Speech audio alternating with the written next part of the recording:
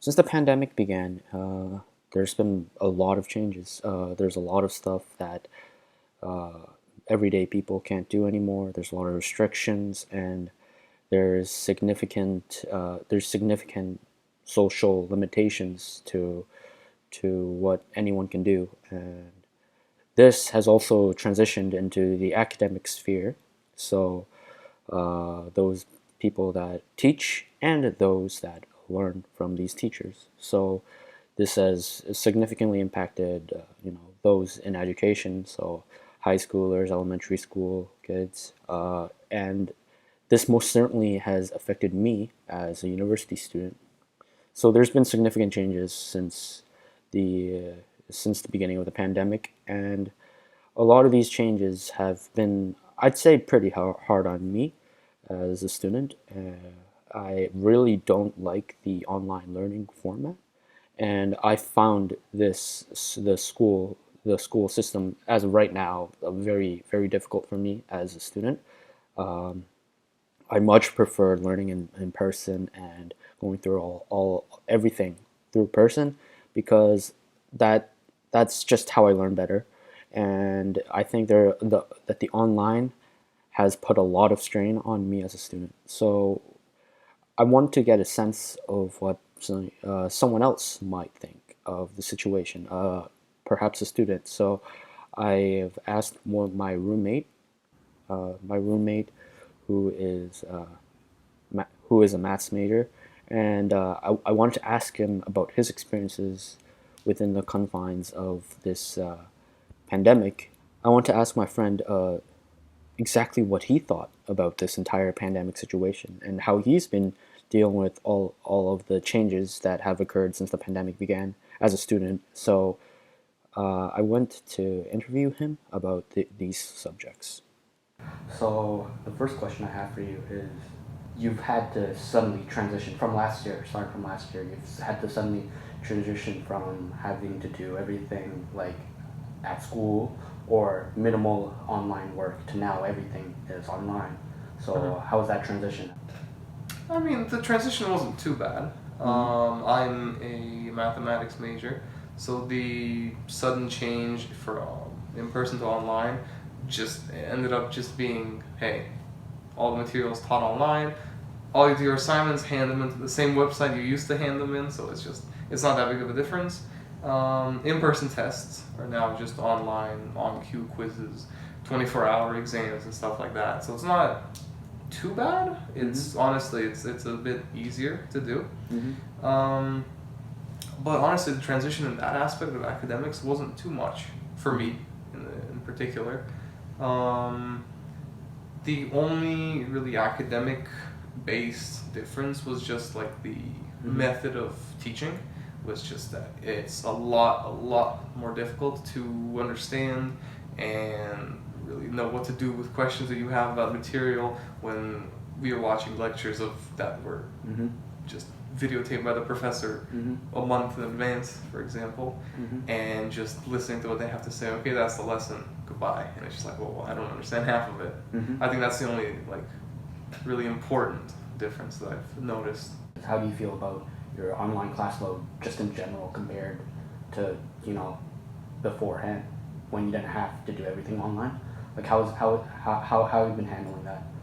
Honestly, the workload, I haven't noticed much change to it compared to previous years because in math, the syllabus in these courses has always been just the entirety of your grade is 4 tests or 3 tests in the midterm or 3 big assignments and then the final exam, just stuff like that. And honestly, it's carried on throughout the years. So this year, it's exactly the same.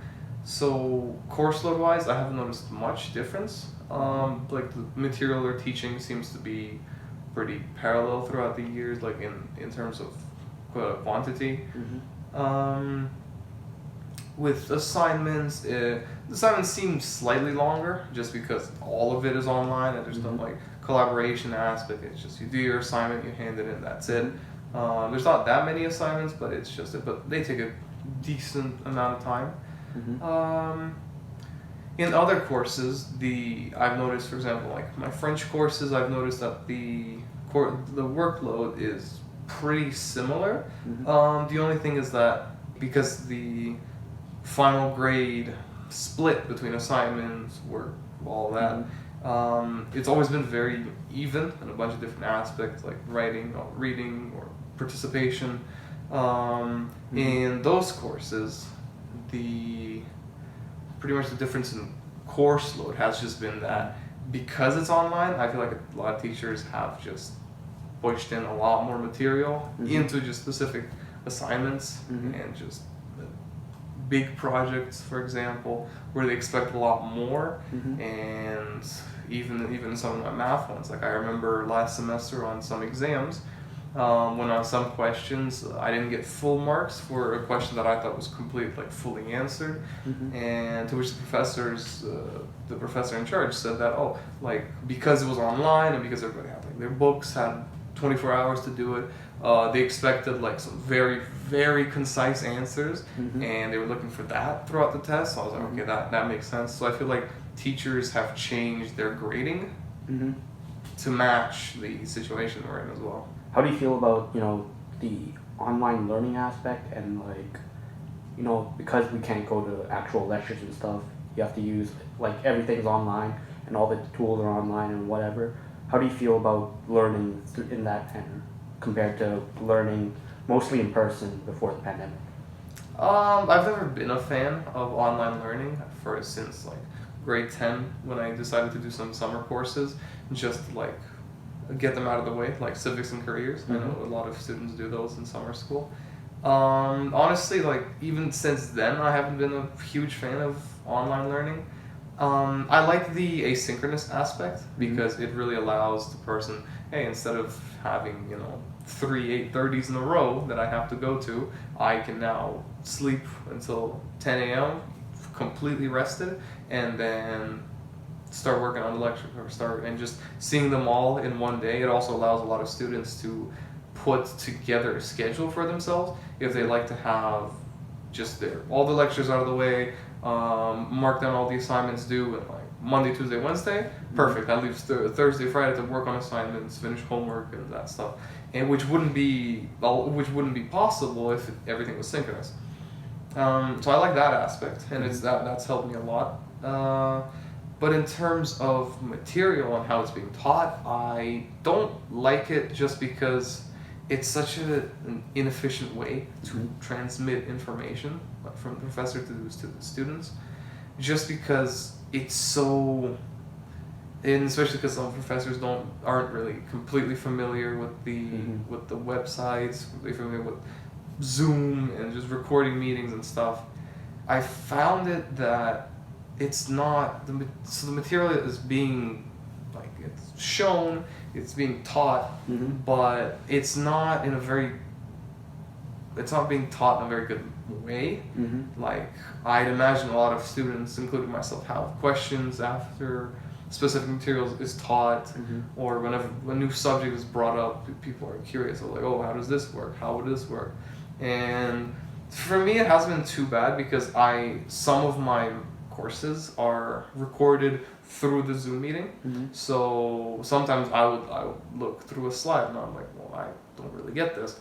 I'd look at the recording and someone would actually ask, I was like, oh, what is this? What does this mean? And the professor actually spends a good 5 minutes of the lecture actually explaining with an example, which I found super interesting.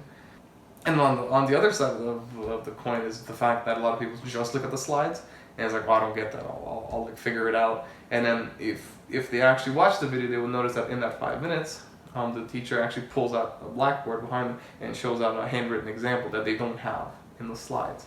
Some professors are the amount of effort some professors are putting in is noticeably different, noticeably less or much higher.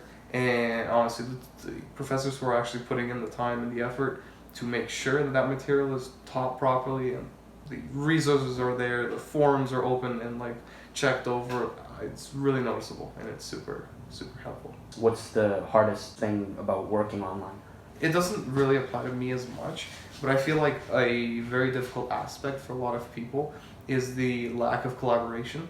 I'm lucky to have made a lot of friends in my program and in my courses throughout the years up until the pandemic started. so that now Mhm. I have that form of support. I have classmates that I know in a specific class that I can talk to for help or for collaboration purposes or anything like that. But the first years coming in, or the second years who don't have that many friends, or friends in their specific subject area, I feel like that would be a very difficult thing because I've tutored some first year students and some incoming students as well who have said just like there's just nobody to talk to. Like if you don't know, even for like frosh groups, like what are the odds of in a frosh group even like 10 people, let's say 10 12 people, you find one person who's in your program? It's extremely low. And just because of that disconnect between all the students now that everything's online, a bunch of students aren't even in Kingston, a bunch of students aren't even in the country, and just it creates such a divide between the students that that collaboration and that friendship isn't building. So honestly, like for the first years of the second year students, it's almost like it's ruining their it's going to ruin their next year as well in terms of that. So I feel like that would be the hardest, just not having so and just being completely alone in a class without like with only the professor as a contact, pretty much. As a student, you have, I'd say, like two big aspects of your student life, which is your academic work and then your social life, right? So in the pandemic, how you've been, tackling the two, and how have you been balancing the time you spend in those respective categories? In the aspect of academics, I've found that anytime there's something, just having like a calendar and having some sort of, hey, this is due when it is really, really useful in that aspect, because having like knowing when something is due, knowing how much it's worth, knowing like how much effort should go into it, has been the deciding factor of how much work goes into like the school. So school is, I'd say, the bigger, like the bigger part, just because it's obviously more important, and it's just it needs to be done, and it needs to be done well, especially at this point. And so that one's just been handled with like, oh, when's something due? Oh, it's due in like 3 days. Okay, I'll watch the 3 lectures today. I'll get started on it tomorrow. By the next day, I'll be halfway through. I finish it and I'm done. But with social life, it's been just whenever something arises, it happens. So it's just, hey, it's a friend I haven't talked to in a long time. I'll call them. I'll play a game with them. I'll do something with them. And so it's been more, not like erratic, but it's more just spontaneous with friends than it is with school. Because with school, it's this is due here. Let me plan my week around this big assignment with all the other stuff underneath. Whereas the social aspect has just been sprinkled in throughout whenever it's possible.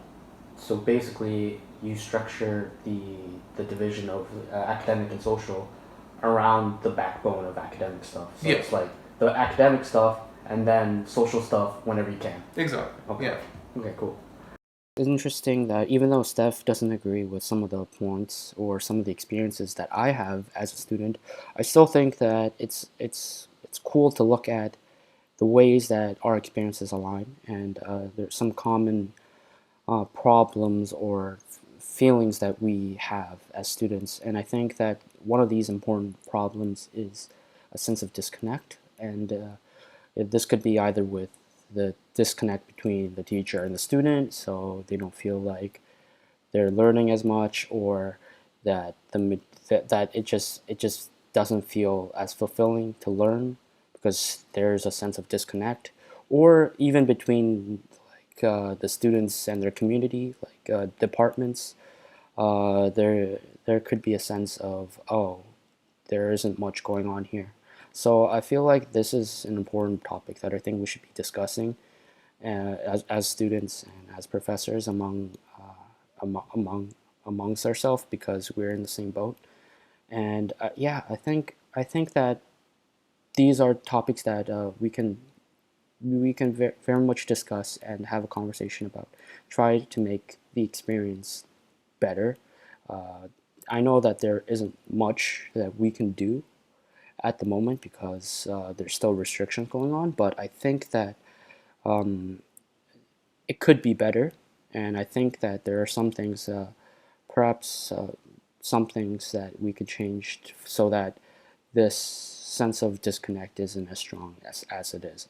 I know it can't be perfect because we are all disconnected, but I think that there can be some work done to help that feeling be better.